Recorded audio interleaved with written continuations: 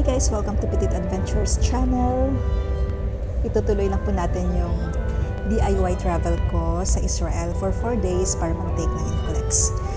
Hopefully napanood yung mga previous video, first 2, since ito yung third part ng DIY. Although yung expenses, mostly binanggit ko yun sa first video, and then sa second video, yung DIY trip ko to Jerusalem. And for this video naman guys, isa-share ko ulit yung DIY trip ko kasi bumalik ulit ako ng Jerusalem right after ng exam. So ito na yung March 21. And actually, sobrang na-drain talaga din ako sa exam. Pero alam mo yun, yung parang kalmado lang talaga ako habang nag-exam. Nakakapagod, pero may nag-break naman din talaga ako. Pero yung after na exam, gusto ko na lang matulog or umuwi. Pero sabi ko, parang ito na yung chance ko na bumalik ulit sa Holy Land, sa Jerusalem. And di ko alam kung kailan ulit ako makakabalik. And at the same time, magdasal, ganun. Mag-thank you, pero yung exam talaga, yung NCLEX, lutang na lutang. I mean, hindi ako lutang, pero nga, parang ilan lang yung questions na alam ko. Parang out of 145 questions. Kasi 145 yun. Parang isa lang yung ambag ko talaga doon na alam ko yung sagot. So, ganun pa man, welcome back to Jerusalem tayo guys. Although parang tulalay talaga pa rin ako habang nasa biyahe. By the way guys, yung nakita nyong view is view yon mula sa train from Tel Aviv to Jerusalem. So habang nasa biyahe ako, parang tulalay nga, lutang. Tapos ito na, nandito tayo ngayon sa Jerusalem train, Central Train Station. And naglalakad lang ako, parang hindi pa ako nakabalik sa senses ko. And actually, ang kinain ko lang is water, chocolate, at saka coffee. And welcome back to Jerusalem guys. Isa ito sa mga paborito kong train station. Ganda ng, may pa-music background kasi may nagpi-play ng live na piano. So by the way, medyo mahaba-haba po itong video natin. So thank you in advance guys. Kahit installment nyo ng panuorin, kahit i-save nyo na lang muna and balikan nyo na lang later.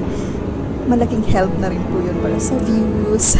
Thank you in advance guys. So balik tayo ngayon dito sa train, metro station. Lutang pa rin. Pero alam niyo ba guys, ano yung nakapagpabalik sa akin sa senses? Kung makita ko itong pusa, nakita niyo yung pitik niya na yun. Parang doon talaga ako nagulat at parang nagising ako. Pero nakakatuwa siya guys, napaka-friendly, parang territory niya talaga to. Hindi man siya natatakot sa mga pasahero, nagipaglaro pa nga siya. Ayan siya oh, 'di ba? Parang gusto ko tuloy siyang bigyan ng pagkain. Dito ko naisip, actually from yesterday's video, kung nakita niyo yung pusang si Bella dun sa Garden Tomb, parang nagbigay talaga yun ng realization sa akin na magdadala na lang ako palagi ng food ng mga pusa sa bag para magpakain na lang ako ng pusa kapag may nakita ako. Ayun guys, so parang na-affirm lang itong pusang to sa train station yung naisip ko yun, yung idea yun.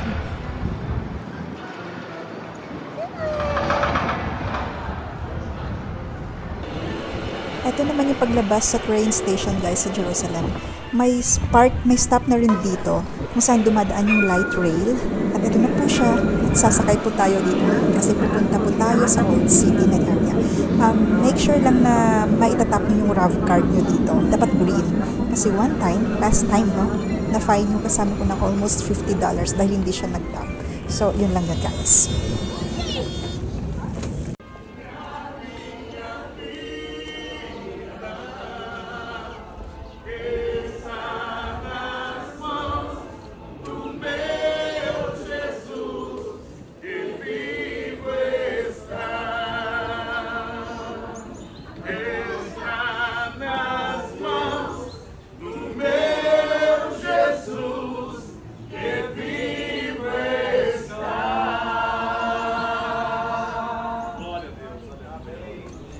And welcome to the Garden Tomb ulit guys. Nandito na tayo and this time hyper na ako. Hyper na ulit ako. Familiar na ba sa inyo ang picture na yun guys? Nabanggit ko na yun kahapon. So nandito tayo ngayon sa Garden Tomb and na-overview natin dito yung possible na place ng Golgotha. So ayan, makikita natin yung mga tourist na dumarating grupo-grupo yan guys. And ayan, papakita ko lang yung picture. Lumang-lumang picture na ito ng Golgotha. So, ayan, parang nakikita nyo yung bungo na yan. At ito na po yan siya at the present time. Saglit lang. I-focus lang natin. Ayun, yung nasa gitna yan. So, yan. Kagaya ng mga nabanggit ko sa nakaraang video, Kapag pumupunta talaga ako sa lugar na to, parang nakaka-recharge talaga siya, nakaka-relax. At kahit anong pagod mo physically and emotionally, parang naa-uplift ka talaga dito. At habang nag-iikot ka sa lugar na to, susundan mo na lang kung saan nanggagaling yung mga magagandang awitin katulad nito, guys.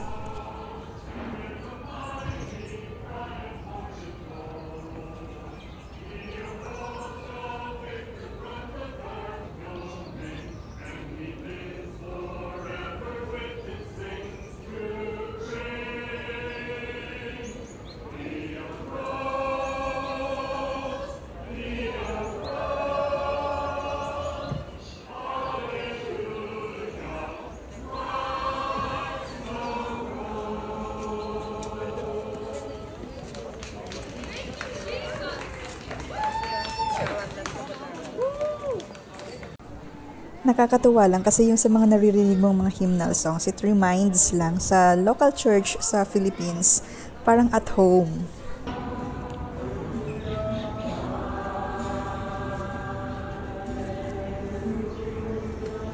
At dahil nga maliit lang naman ang area ng garden at gusto kong magstay pa talaga, so paikot-ikot na lang ako, guys. And heto, may naririnig na naman akong awitin.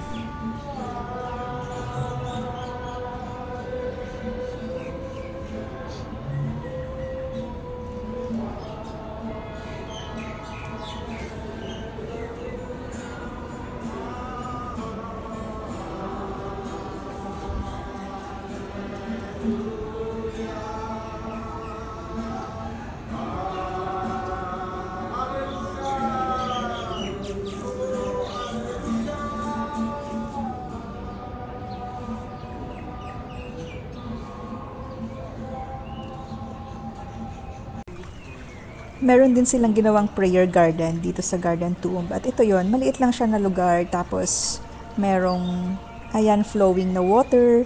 Tapos napaka-solemn. Ibang solemn, maingay, pero parang tahimik. Yung tunog ng tubig, yung mga tunog ng ibon, tapos yung mga umaawit sa palibot. And actually, wala masyadong nagsaservice dito sa lugar na to. So parang may privacy ka kung gusto mong mapag-isa, pero alam mong hindi ka nag-iisa. Ang sarap lang talaga sa feeling, lalong-lalo na yung ambience ng lugar na to. At eto na naman, guys, di na talaga ako nakaalis-alis.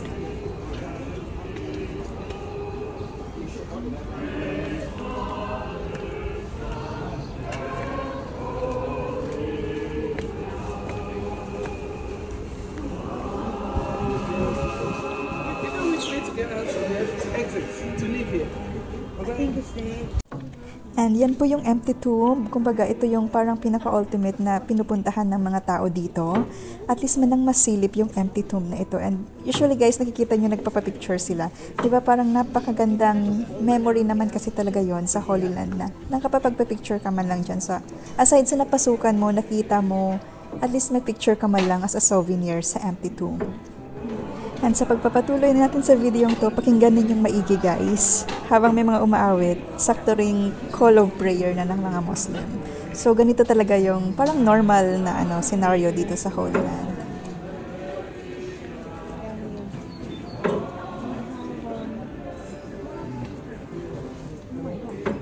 I don't know if he's done through.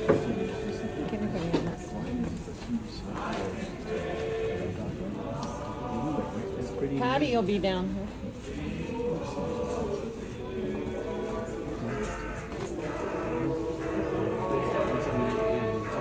Yeah. This definitely feels.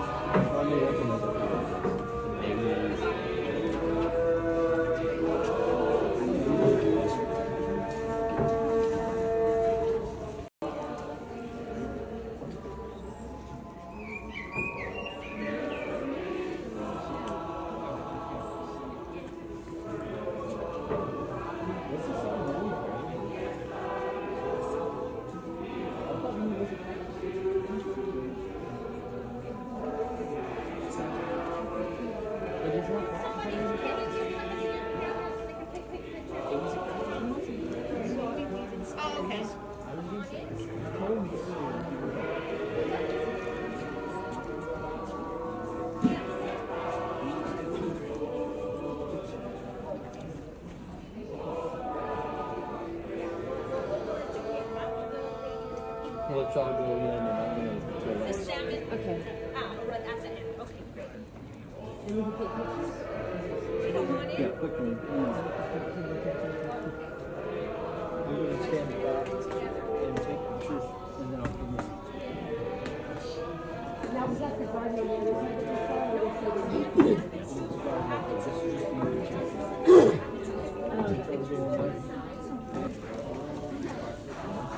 don't mind. You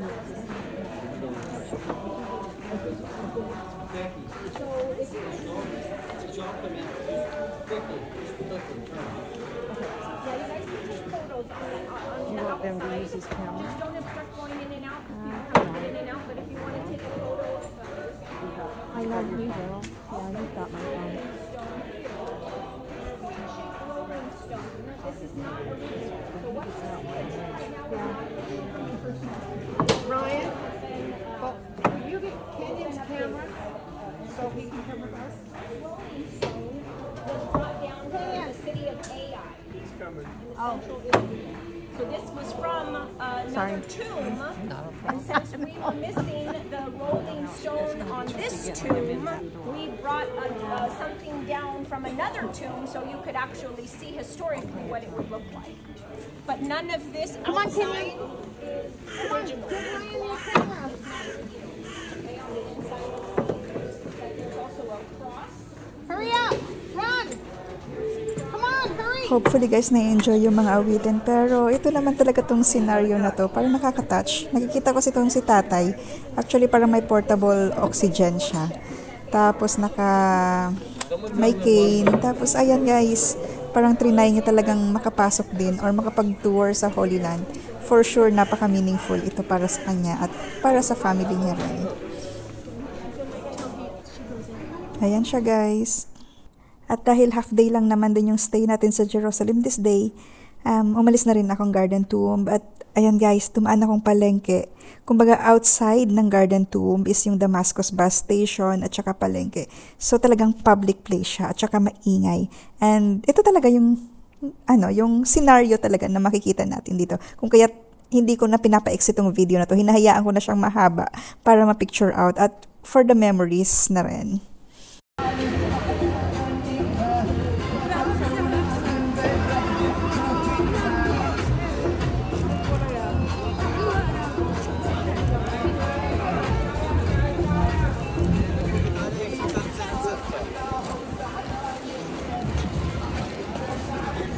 Papasok na tayo ngayon sa Old City, Jerusalem. Ayan guys, napapalibutan talaga yan ng wall at actually may 8 gates yan. So itong papasukan natin is Damascus Gate. Isa ito sa pinaka-busy. And actually kapag gabi may mga lights na yan in preparation for Ramadan kasi.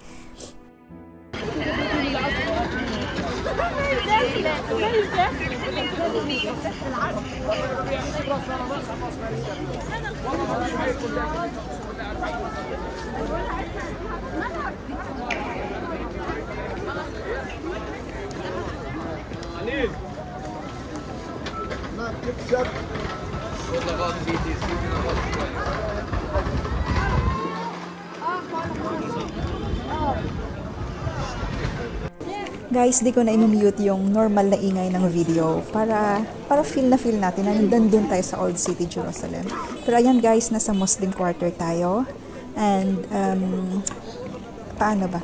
Pansinin nyo na lang yung mga tao na makakasalubong natin. Iba-iba. Parang sa isip ko, sinasabi kong people of Jerusalem. At the same time, pansinin nyo yung mga old and narrow streets, mga benta, mga tao, mga ingay.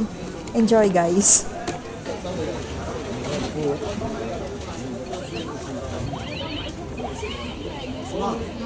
ورد في الدين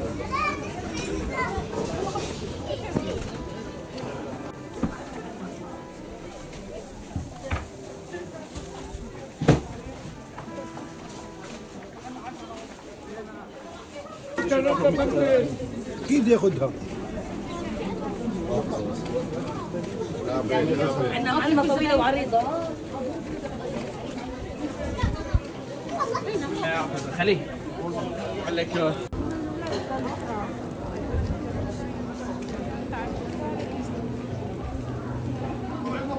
Nasa part na tayo ng Via Dolorosa. Yung Via Dolorosa, yung traditional na pinapaniwalaan na dito dumaan si Jesus on the way to Calvary habang pasan-pasan niya yung cross. Ito yung 14 stations. Gustuhin ko mang ulit na mag Via Dolorosa, pero medyo mahaba rin kasi yun, guys. And ayun nga, half day na lang tayo mag-suspend dito sa Jerusalem. And may gusto lang akong puntahan actually. I think nasa station 5 yon. So, subaybayan, samahan nyo lang ako. Diba guys, nakakaano yung mga nakakasalubong natin tao. Parang sinaunang panahon. Pero ito yung reality ng Old City, Jerusalem. So, andito na tayo guys. Yung part na gusto kong puntahan ulit. Actually, gusto kong puntahan lahat. Pero ito yung part na gusto kong malapitan. Itong sa station 5 or 6 yata ito ng Via Dolorosa. Wherein, isa ito sa pinapaniwalaang mark ng kamay ni Jesus nung natumba siya. So, parang dyan siya humawak sa part na yan. Maraming salamat sa pagsama guys, pero mahaba-haba pa tong video natin at tuloy lang po tayo sa pag-explore sa Old City, Jerusalem. So ayan guys, maraming salamat sa patuloy na pagsama sa akin habang naglalakad tayo dito sa Old City. So, tingnan nyo na lang kung ano yung mga nakikita dyan, mga paninda, mga tao, mga nakakasalubong, mga masisikip na daan, mga arcs and alleys. And actually guys, later on may mga makakasalubong din tayo, mga sundalo dyan, soldiers. Iba naglalakad, yung iba nakapost lang. So, ganyan po dito sa Old City. And if gusto nyo mamili ng souvenir, pwede na po kayong mamili dito guys. Actually, pwedeng mag-haggle. Pwedeng humingi ng discount. Yun yung discover ko kasi habang patanong ako ng patanong sa ibang store, pamura ng pamura yung mga benta. Kaso nakabili na ako. Umabot na tayo ngayon sa Jewish Quarter. At yung wall po na yan po yung Wailing Wall na holy po para sa mga Jews. Kumbaga, para sa kanila, part po yan ng Second Temple. At sirang temple na yon at hanggang ngayon ay iniiyakan pa rin nila yung temple na yon. Kung kaya't napakabanal sa kanila yan. Actually guys, makikita nyo yung grabe yung veneration nila dyan. Yung prayers nila, may mga small notes din silang nilalagay dyan. And alam mo yung parang direct line, yan nila, ang wall na yan. Pero alam mo yung faith nila guys. And actually, kapag nakikita mo dyan, kapag nagdadasal sila, tapos kapag tapos na silang magdasal, hindi nila basta-basta tinatalikuran yung wall. Kumbaga, naglalakad silang paatras. And dyan, hiwalay po yung babae at lalaki. Although, kahit hindi naman tayo Jews, pwede po tayong pumunta dyan. Depende na rin sa faith mo kung gusto mo lang ma-experience o gusto mo rin gawin yung pagdadasal nila, pagbabasa nila ng Torah, at nagiiwan din sila ng notes.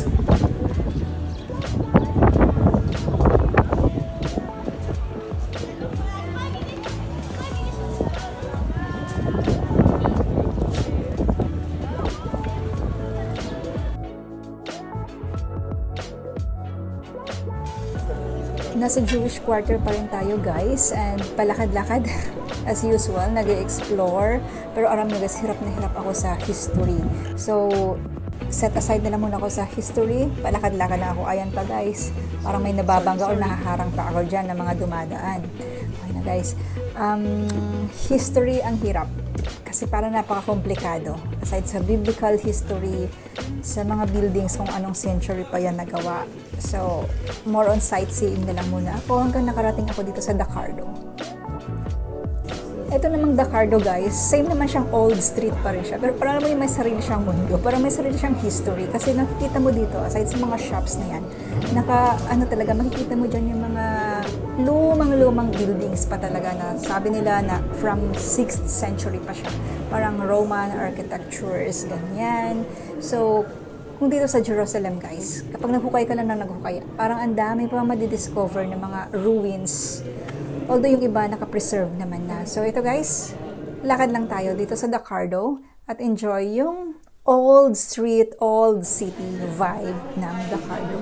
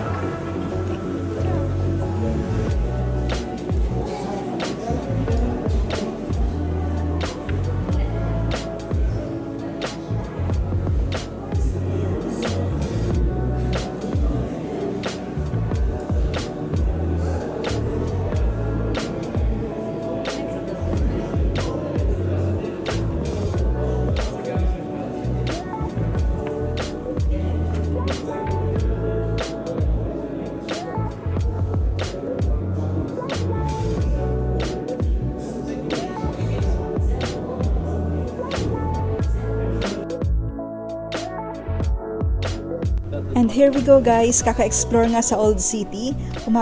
Parang lumusot na ako dito sa Christian Quarter.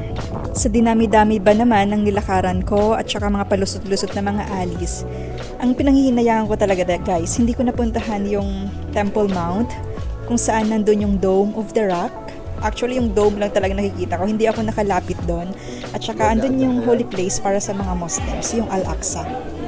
Pero hopefully guys, makakabalik pa naman tayo. And for sure, yun yung unang-una kong pupuntahan pagbalik ko sa Jerusalem. And syempre, dadalawin natin ulit yung Garden Tomb at saka ang Gethsemane. Kapag tinuloy-tuloy lang ng lakad itong Christian Quarter, ang lusot natin nito ay Jaffa Gate na. Kaya't sundan lang natin itong alley na to at mapupunta na tayo sa views ng Tower of David pala. And from Christian Quarter to Tower of David, mapupuntahan na rin natin yung Armenian Quarter. Yes guys, meron pong Armenian Quarter sa Old City. And sa mga nakapunta naman sa Armenia, di ba guys, ang Armenia naman yung first Christian country. So dito sa Holy City, sa Old City ng Jerusalem, meron din po silang sariling quarter aside from the Jewish, Muslim, and Christian. And kapag nasa loob naman kayo ng Old City, parang hindi naman siya baluarte kasi nagko-coexist naman sila guys, may unity naman. So merong mga Franciscan, merong Greek, merong Russian Orthodox, at marami pa talagang mapuputahang holy places depende naman sa paniniwala mo. And ito guys, welcome to Armenian Quarter. Na-welcome tayo ng napaka-cute na pusa na to. Ewan ko nga ba, ba't parang sinusundan na ako ng mga pusa dito? Or talagang mas naging open lang talaga ako, mas naging aware ako na aside sa mga tao, aside sa mga holy places, may mga stray animals din tayong nag-i-exist.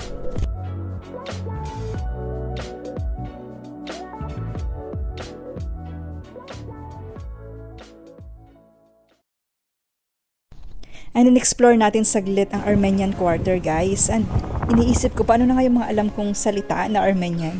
Ayun nga, may nakita naman ako mga tao doon.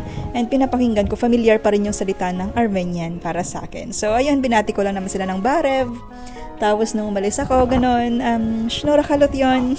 O diba, tubang-tuwa naman sila. Kasi napaka-komplikado naman talaga din ng salitang Armenian guys. So heto, explore natin saglit ang Armenian Quarter.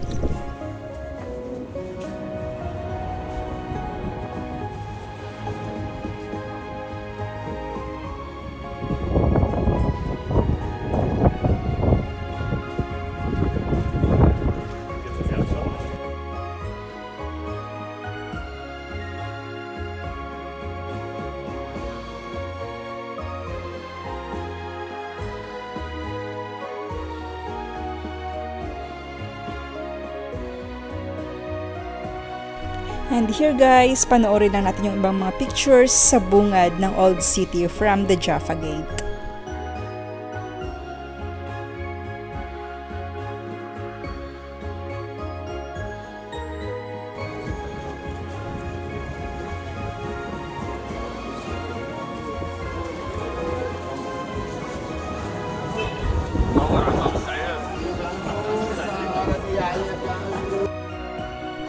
Palabas na po tayo ng Jaffa Gate.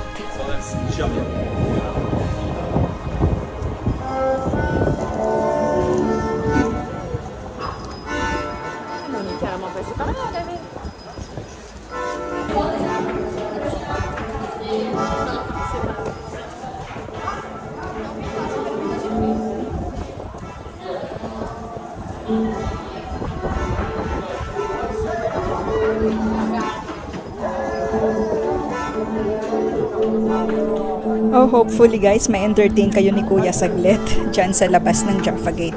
Pero susundan nyo pa rin yung paglalakad ko ha, kasi hanggang ilang minuto pa tayong maglalakad hanggang pauwi na ako.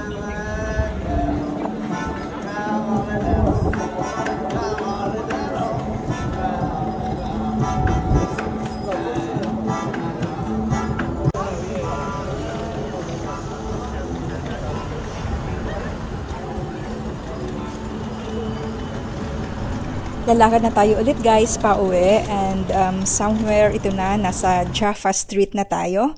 Yung famous na I Love Jerusalem. Ayan po siya, and napakagandang, malamig-lamig pa kasi ito nun guys. Nasa somewhere March pa tayo. So ayan na yung outside ng wall. papunta tayong Jaffa Street guys para doon ko abangan yung light rail and ayan na nga, nakarating na tayo sa Jerusalem Central Bus Station.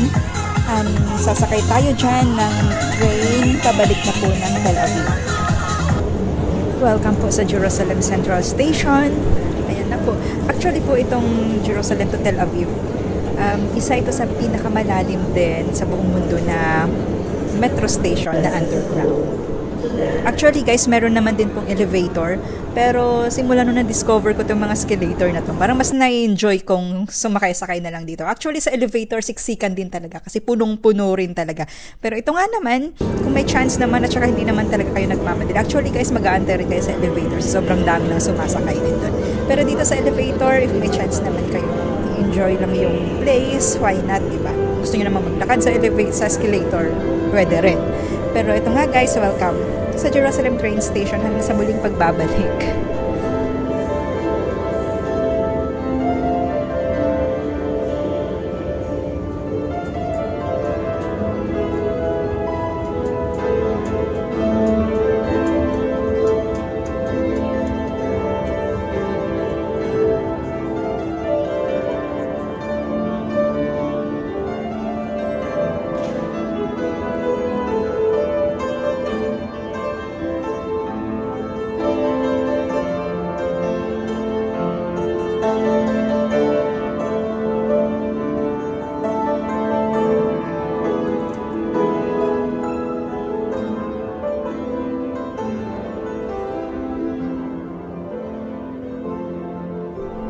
Hello and goodbye from the Holy Land, Jerusalem, Israel.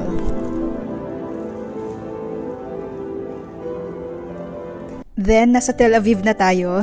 Harapin na natin yung katotohanan na napakahaba ng araw na to. Same day pa rin ito guys, kaya medyo madilim na.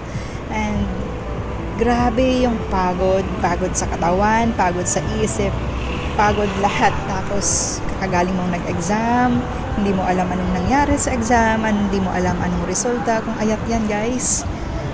Since nasa city center na ako ng Tel Aviv, yung tinitirhan ko malapit sa dagat ko, at dyan tayo ngayon, nagmumuni-muni, nag-unwind, paano nga ba, nagde-decompress. Pero napaka-healing din talaga guys, after ng napakapagod na araw.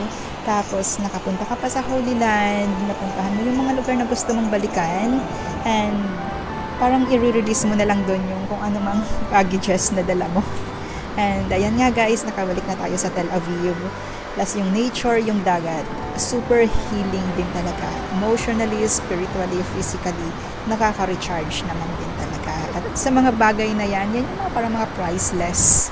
So, napakalaking gratitude, pasalamat sa araw na naman na ito. And yalla! Pagkatapos na nating express yung mga drama natin sa buhay, appreciate naman talaga natin itong ganda ng Tel Aviv. Nasa seaside, tapos yung mga buildings, napakaganda guys. Kumbaga yung nature at saka modern city, nagtatagpo. O ayan nga pala guys, yung mukha ng pagod at stress. Mukha na nag-unwind. At higit sa lahat, mukha ng tumakas. Kung nanonood ba kayo hanggang dito, 30 minutes din to guys. Maraming salamat din talaga. Maraming salamat. At sa marami pang panggugulo ko dito sa inyo sa social media. O siya guys, hanggang sa muli. Throwback na lamang po ito from Tel Aviv, Israel. Thank you po sa panunood. Hanggang sa muli. Welcome to Philippines na nga ba ang next?